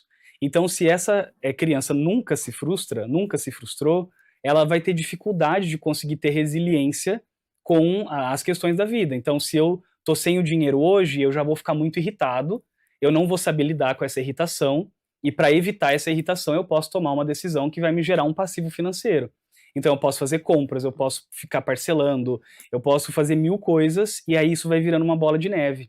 Então, a minha frustração não trabalhada, eu não desenvolvendo essa resiliência com as dificuldades da vida, enfim, e conseguir caminhar mesmo com pensamentos, sentimentos difíceis, né, que é um adulto saudável, isso com certeza vai se refletir nas finanças, que nem eu falei na criação de passivos financeiros, decisões não fundamentadas, não alinhadas com valores e muito mais relacionadas à minha incapacidade de lidar com as minhas inflexibilidades no setor cognitivo, de afeto, né, de tempo, que nem eu estou falando, eu estou muito preso a um trauma, então eu tenho ali um apego excessivo à segurança, então, que nem falou, né, eu sou um rico morto, ou então eu só quero saber do futuro, eu quero estar preparado para minha aposentadoria, mas aí eu também não consigo tomar o cafezinho com o meu amigo, sair, ir numa festa, aproveitar a vida, né, o conceito também que eu tenho de mim mesmo, de que forma que o dinheiro pode, a minha cabeça me conta que ele vai fazer com que eu construa um eu conceitual legal e também pode gerar um passivo financeiro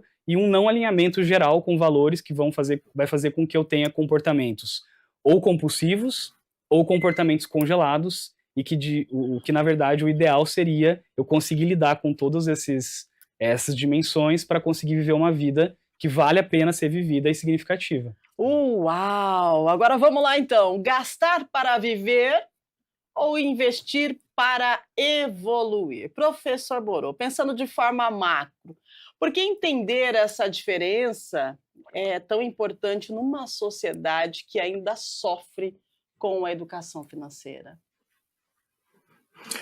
É uma sociedade que sofre com educação financeira por vários motivos. Eu costumo dizer que se você quiser fazer um bolo, é só olhar a receita. Tudo bem, não vai sair perfeito, não vai ser um bolo de uma boleira, não vai ser um negócio maravilhoso, mas você tem a receita.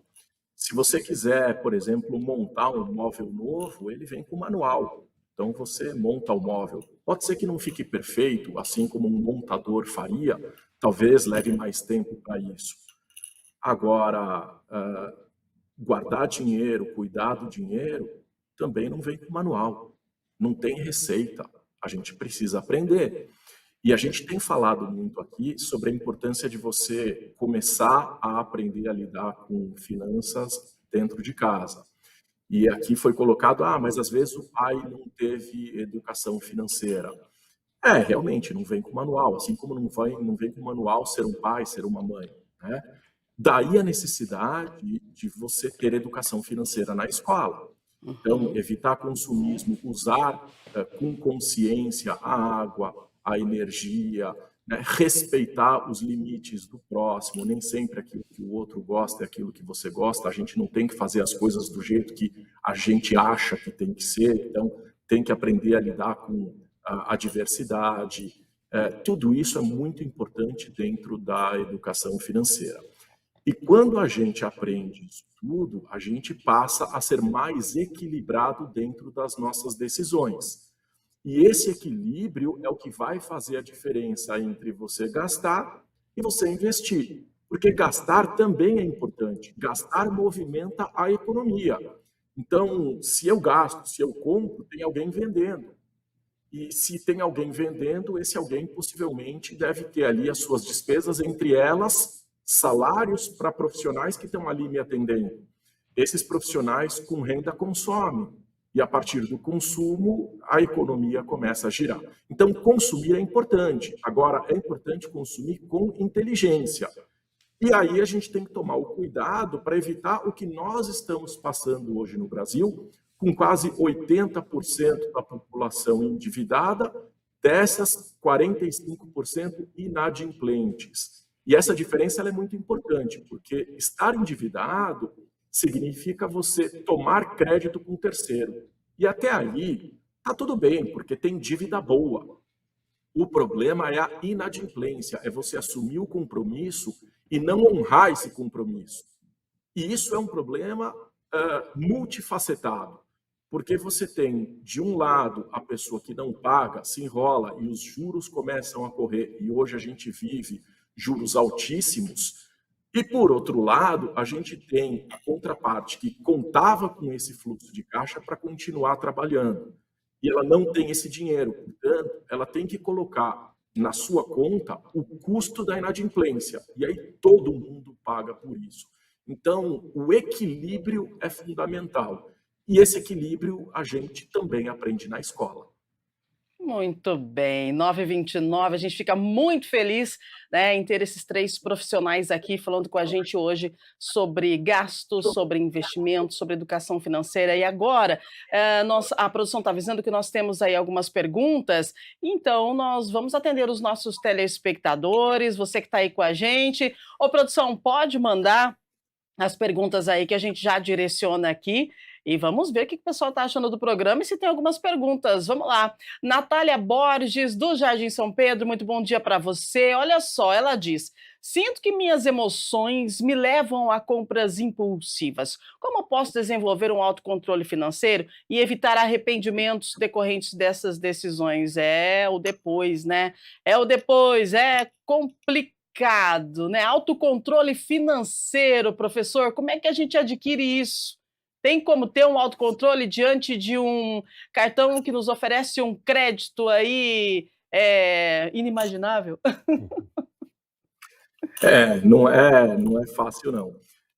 Eu costumo dizer que assim, o autocontrole ele tem uma relação muito forte com o foco. Se você tiver um bom planejamento financeiro, se você sabe o que você quer, se você tem o seu objetivo de curto, de médio e de longo prazo, normalmente você não é pego de surpresa, principalmente por quem está querendo te vender. Então, as promoções normalmente não te atingem porque você tem foco nos teus objetivos. Então, educação financeira perpassa por isso, desenvolver os objetivos de curto, médio e longo prazo e buscar esses objetivos. E aí, normalmente, você acaba não caindo aí nas promoções e por aí vai. É muito fácil você identificar isso. Quando você, por exemplo, quer comprar um carro e você já está propensa àquele veículo. Quando você começa a olhar em volta, parece que todo mundo tem aquele carro, É né? verdade, é Então, verdade. você começa a focar naquilo. E a partir disso é que você toma as suas decisões. Então, uma forma de você evitar esse consumismo exacerbado é você ter o foco, ter um bom planejamento financeiro e perseguir os teus resultados. É óbvio que se vier uma boa promoção e você considerar que aquilo naquele momento faz sentido, e aí você, obviamente, faz uma alteração no teu planejamento, não tem problema. Mas, geralmente, com foco e objetivo determinado, você reduz drasticamente o consumismo exacerbado. Muito bem. 9h31, tem mais perguntas? Vamos lá, então. Mais uma perguntinha para a gente.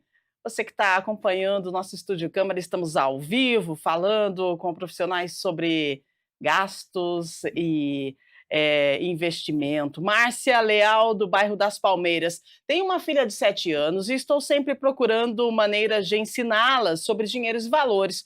Como usar tarefas domésticas para ensinar economia para as crianças? Vamos lá, vou direcionar para você. Pode ser, Felipe? Pode ser. Vamos lá, então? Então ela quer entender. Ensinar economia para as crianças, tarefas domésticas, assim, tarefas em casa para ensinar a economia. Acredito que, de repente, economizar nas coisas de casa, né? Economizar lá, de repente, você vai fazer uma comidinha, economiza, vai colocar uma comida no prato, coloca só o que vai comer. De repente, pode ser isso que ela esteja falando, eu acredito. Vamos lá. Sim. Tem uma psicóloga que eu gosto muito, que chama Adriana Rodrigues. Uhum. E ela fala que quando você vai mostrando as coisas para o seu filho, né, da onde que vem, isso vai trazendo uma consciência muito legal. Uhum. Então ela disse assim, um dia levei minha filha no meu trabalho. Eu mostrei, eu venho aqui, eu faço uma atividade e eu recebo em troca uma coisa que a gente chama de salário, que a gente chama de dinheiro. E aí fala, olha, esse dinheiro aqui, quando a gente vai no mercado, a gente troca pelo leite, vamos fazer um bolo, leite condensado, a farinha, olha quanto custa, olha isso aqui. Então, agora a gente vai fazer um bolo que veio do trabalho da mamãe, que eu consegui, aí eu fui no mercado e comprei isso. Vamos fazer junto esse bolo?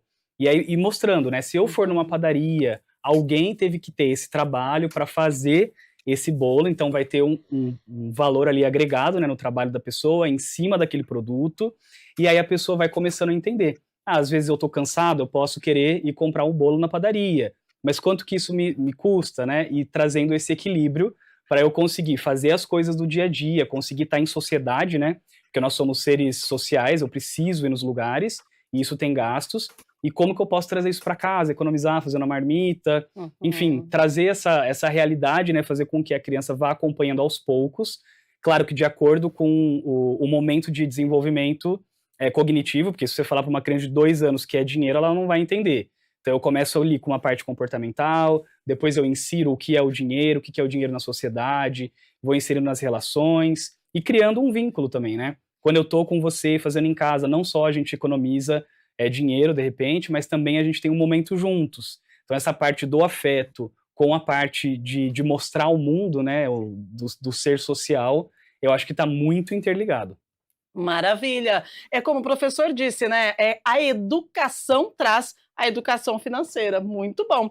Mais uma pergunta, vamos lá. Agora 9h34, a gente agradece você que está participando. O Ricardo Mendes, do Jardim Florence. Quais ferramentas digitais ou aplicativos podem me ajudar a planejar e monitorar meu orçamento mensal de forma eficiente, evitando surpresas no final do mês? Vamos lá, John. Existem alguns aplicativos, algo que pode nos ajudar a evitar essas surpresinhas no final do mês? Sim, existem diversas ferramentas digitais que a gente pode utilizar a nosso favor, como o psico mencionou aqui a questão do chat GPT, muita gente hoje tem Uhum. utilizado para poder Sim. organizar, mas eu hoje trabalho em uma consultora financeira que nós temos um software que faz toda a sincronização e automatização dos gastos, sincronizando as contas bancárias. E tudo isso de maneira automatizada, a gente consegue classificar os gastos por categoria, metas de gastos. Então, quem quiser conhecer mais sobre essa ferramenta, é só pesquisar o Sync e baixar ele de forma gratuita no seu celular ou na versão desktop. Olha aí que legal, hein? Uma super dica para você que quer aí uma ferramenta para te ajudar a economizar aí no final do mês. Vamos lá, tem mais uma pergunta, produção? Pode colocar mais uma que a gente já direciona para o professor. E antes da gente finalizar, eu tenho uma pergunta aí que eu quero entender e o professor vai me ajudar. Vamos lá. O Felipe Tavares, professor Borô, ele é do Taquaral. Ele diz assim, ó, para evitar gastos excessivos, é útil definir limites semanais. Como criar esse hábito financeiro sem sentir a frustração ao controlar o meu dinheiro, professor? Legal. Antes de responder essa pergunta, se me permitir, Por eu favor. acho que a pergunta anterior que nós tivemos, eu acho que a pessoa quis se referir a você remunerar a criança nas tarefas domésticas, Ah, tá? maravilha. Ah, tá. Uhum. Eu vejo isso com maus olhos, Eu tá? também. Muita gente acha que isso é super legal, porque ela começa a aprender a dar valor nas coisas, mas por que que eu vejo com maus olhos? Por dois motivos. O primeiro, que a criança ela tem que entender que muitas das tarefas que ela faz dentro de casa são obrigações sociais que ela tem para ajudar a família. Ela não tem que ser remunerada por isso. E a segunda preocupação que eu tenho é não tornar uma criança mercenária, achando que tudo o que ela faz é pelo dinheiro. Então, a convivência doméstica dela perpassa por algumas das obrigações que ela tem que fazer. Então, a dica que eu posso dar para essa pessoa que perguntou, Márcia Leal, né? A dica que eu dou para a Márcia é assim: supondo que a tua filha ela faça algo extraordinário, em vez de remunerar ela com dinheiro, você pode dar a ela, por exemplo, a oportunidade de uma escolha dentro de casa. Por exemplo, aqui eu vou usar um exemplo da minha casa. Quando a minha filha, por exemplo, traz notas maravilhosas, eu mostro para ela que isso é tão importante que é ela quem vai escolher o restaurante que nós vamos almoçar em um determinado dia. E almoçar em restaurante, pelo amor de Deus, gente, não é celular na mão. Guarda essa porcaria desse celular e vão discutir sonhos familiares, né? É momento de estar em família, de conversar os desejos da família, aquilo que a família precisa, quais são os sonhos da família.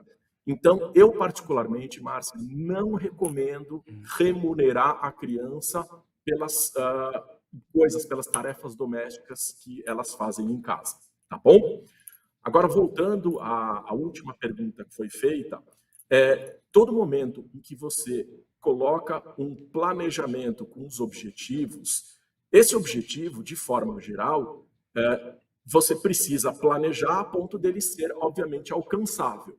O que eu quero dizer com isso? Eu não vou colocar na minha planilha o objetivo de daqui a 2 meses comprar um carro de 5 milhões de reais, porque é inalcançável, não faz o menor sentido. Outra, eu não preciso de um carro de 5 milhões. Então, tem que estar dentro da tua realidade. Agora, ainda assim, é possível que você sinta uma certa frustração e tá tudo bem. A frustração é um sentimento, é normal.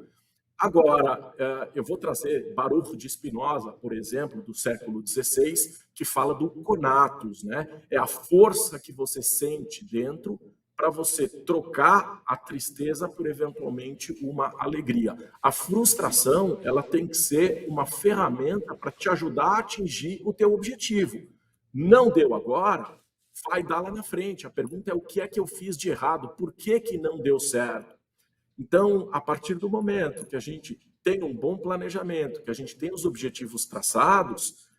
Se não conseguir atingir, está tudo bem. A pergunta é onde eu errei e como é que eu faço para consertar esse erro, para que lá na frente, aí sim, eu atinja esse objetivo. E a maior dica que eu posso dar é: todas as tuas vitórias, ainda que sejam pequenas, elas precisam ser comemoradas. A gente tem muito o costume de, no momento que a gente atinge um pequeno objetivo, a gente achar que isso era obrigação nossa e a gente querer sempre mais, sempre mais. Caramba, comemore, né? Você atingiu esse objetivo. É momento de celebrar, é momento de se alegrar e partir para novos objetivos. Muito bem, comemorar sempre as pequenas vitórias, né? Isso também faz parte da educação financeira, né, Felipe? Que legal. Muito bom. Agora, gente, o seguinte, olha, a última pergunta é sobre a questão de reserva de emergência. Esse nome, reserva de emergência, né? Ele soa um pouco assim que a gente já está esperando que aconteça alguma coisa que vai dar errado. Mas é importante a gente ter aí uma reserva antes de nós começarmos a pensar em um investimento, professor?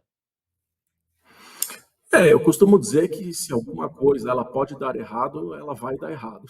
Então, é importante ter uma reserva de emergência. Nem tudo está ao nosso controle, né? E o exemplo que a gente mais usa é o do emprego. Aí você vai me dizer, não, mas eu não sou funcionário seletista, eu tenho a minha empresa. Bom, eventualmente você pode ter uma redução da tua receita repentina, que você não estava esperando. A exemplo do que aconteceu com a Covid, ninguém esperava, né, uma epidemia, uma pandemia, e ela veio e ela trouxe uma série de necessidades para muitos empresários. Muita gente teve redução de receita nesse período. Então, os imprevistos, eles acontecem. Para que a gente possa manter a calma, para que a gente possa viver a nossa vida com tranquilidade, essa reserva de emergência ela é importante. O que muita gente me pergunta é qual o valor que eu preciso ter reservado para a emergência. E assim, o que eu costumo dizer é depende do teu padrão de vida, depende daquilo que você quer para você e depende, se você for, por exemplo, um funcionário, do tempo que você eventualmente demora para poder se recolocar no mercado. Então, tem profissões e profissões, tem a questão do etarismo, tem um monte de questões que precisam ser consideradas para você identificar qual o valor que você deve manter em reserva para emergência. De forma geral, eu costumo dizer, períodos de baixa inflação, 6 meses. Períodos de alta inflação, pelo menos 1 ano.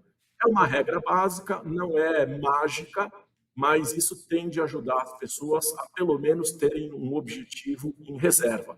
Mas ela sim é necessária, ela precisa existir para que as pessoas tenham tranquilidade. E à medida que você vai atingindo o valor da tua reserva, parte disso você bota, quer dizer, para investimento de mais longo prazo. Muito bem. E você de casa tem uma reserva, né? Você tem a sua reserva? E aí? Se não tiver, você pode começar a pensar em reservar a partir deste programa, porque com esses profissionais de alto gabarito, a gente lançou a sementinha aí do investimento, né? E do gasto. Você sabe agora a diferença entre gastar e investir, e sobre a educação financeira, que inicia com a educação dentro de casa. Se você não aprendeu, vamos lá, tem tantos aplicativos, tem tantas pessoas, tem tantos profissionais, tem consultoria financeira, tem o professor, tem o pessoal que trabalha com saúde mental, que também pode ajudar você nessa questão, né, de criar hábitos. Então, é muito importante a gente ter consciência sobre as nossas escolhas e também manter o nosso equilíbrio, principalmente na questão financeira do nosso dia a dia. Gostaria de agradecer, então, os nossos convidados por esse momento dedicado especialmente a esse tema que é muito importante. Eu acredito que a gente lança a sementinha aí. Então, muito obrigada, Felipe, pela sua participação. Considerações finais, por favor. Acho que considerações finais é isso. O autoconhecimento, junto com o planejamento, vai de fato trazer aí um equilíbrio, né? O que o professor trouxe de eu conseguir me segurar, me controlar, que eu tinha trazido anteriormente também a palavra sacrifício, né? Eu preciso, esse sacro ofício essa resiliência que eu estou tendo agora, de não fazer algo impulsivo. Eu preciso primeiro ter muita consciência, né, de não agir sob domínio do que a minha cabeça me conta, do que as minhas emoções me contam, conseguir olhar para isso, seguir adiante mesmo assim, para caminhar em direção a uma vida mais significativa, mais valorosa, alinhado com as aquisições financeiras que fazem sentido para mim e não viver de um modo automático. Então eu vejo que está tudo muito interligado, né? Maravilha. Considerações finais, a nossa gratidão por estar com a gente aqui, John. E o seu trabalho é pegar o pessoal no colo e falar assim, peraí que eu vou te mostrar o melhor caminho, né? Não é esse caminho, tem jeito, acredita. E como o professor disse, comemore as pequenas vitórias, porque é a partir delas que você vai alcançar a tão grande vitória, que de repente é colocar a sua vida financeira em dia. Então, muito obrigada pela sua participação, viu? Eu que agradeço e como você mesmo mencionou, né? Planejamento financeiro tem que ser algo leve e tem que ser algo que te traga clareza. Então, muita gente tem o medo de procurar um consultor financeiro e o consultor podar todos os gastos e falar tá proibido de comer, de sair. E é exatamente o contrário. A gente vai trazer clareza para que o objetivo seja alcançado. Então, se você hoje precisa dessa clareza, é só me procurar depois nas redes sociais que a gente marca uma análise financeira gratuita. Maravilha! E para a gente finalizar, quero agradecer a participação rápida do professor Borô aqui, mas assim, de grande valia, falando sobre educação financeira, a importância da educação financeira dentro de casa e também nas escolas. Professor, considerações finais, por gentileza. Gostaria que o senhor deixasse uma dica para os nossos telespectadores, né, para a gente poder, de repente, nesse segundo semestre, dar uma viradinha de chave. Quem sabe a gente consegue melhorar a nossa saúde financeira até o final do ano. Legal. A educação financeira, ela não é feita só para quem tem dinheiro, só para quem é rico, né? Eu acho sim que a gente começa a educação financeira em casa. Aí, num segundo momento, eu acho importante ter educação financeira na escola. E no terceiro momento, no momento em que você atinge uma fase um pouco mais madura, é importante você aprender a se consultar com um profissional. Daí a existência de assessores de investimento, de consultores financeiros, que são certificações diferentes. Essas pessoas são todas certificadas no mercado, passam por um processo que não é fácil para atingir a certificação. Depois da certificação, tem que continuar estudando, tem que recertificar. Então, existem diversos tipos de certificados aí no mercado e essas pessoas, elas estão preparadas para ajudar a partir do momento que você atinge uma fase um pouco mais madura. E quando eu falo um pouco mais madura, não é ser rico, não, tá? Quando você começa a já ter o salário e começa a perceber que você não está dando conta de administrar os teus recursos, acho válido procurar, sim, um assessor, um consultor, que ele vai te dar um apoio, vai te dar uma ajuda, até o momento que, eventualmente, você entenda que você consiga tocar sozinho. Eu, com todo o conhecimento que eu tenho, mais de 30 anos de mercado, eu ainda converso com consultor, eu ainda converso com assessor de investimento e a gente toma a decisão de forma conjunta. Muito bem. Professor Borô, Felipe e John, gratidão pela participação de vocês. A gente vai encerrando por aqui o nosso Estúdio Câmara de hoje, agradecendo a sua audiência, a sua companhia, a nossa produção, o pessoal da técnica, toda a nossa equipe que esteve conosco, e a gente espera que esse segundo semestre seja de muita educação financeira, de muita consciência e de muito equilíbrio, né? Para todos nós, que eu também me encaixo nessa, né? Pode ter certeza que é assim, enquanto a gente não entender, a gente vai, né, se fazendo uma coisinha errada aqui, outra ali, mas é por isso que a gente tem informação de qualidade para você, porque aí você entende a diferença entre gasto, custo e investimento e começa a fazer a sua planilha, fazer o seu planejamento e aí sim ter uma educação financeira que é essencial para o seu futuro. Lembre-se, equilíbrio começa com pequenas mudanças no dia a dia. Desculpa, gente, mas é assim mesmo, tá seco o tempo, né? E nós estamos ao vivo. A gente, amanhã, te convido, a partir das 8 da manhã, ao vivo, em mais uma edição do nosso Estúdio Câmara, nós vamos refletir em um tema que está cada vez mais presente em nossas vidas. Você já experimentou se desconectar das redes sociais? Você sabia que isso pode ser uma forma de se reencontrar? Quais são os sinais de que a gente precisa de uma pausa? Você sabia que tem muita gente trocando o aparelho de celular para não ter mais a rede social? Então, como o excesso de estímulo virtual afeta o nosso bem-estar, nosso foco, nossa autoestima? Desligar pode ser difícil, mas também pode ser que seja necessário. Vamos entender como o silêncio digital pode abrir espaço para uma vida mais equilibrada. Tudo isso e muito mais amanhã, a partir das 8 da manhã, ao vivo. Esperamos por você aqui na nossa TV Câmara Campinas.